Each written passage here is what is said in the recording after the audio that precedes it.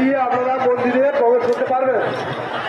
যারা মুক্ত হস্তে মায়ের উদ্দেশ্যে দান করতে চান, মুক্ত হস্তে যারা মায়ের উদ্দেশ্যে দান করতে চান, আমাদের ভোটের কেন্দ্র লক্ষ্য করে এগিয়ে আসুন।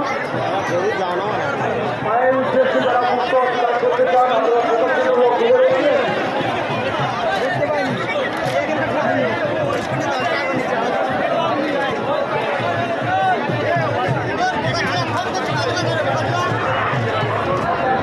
অবশেষে আমরা মায়ের দর্শন করছি।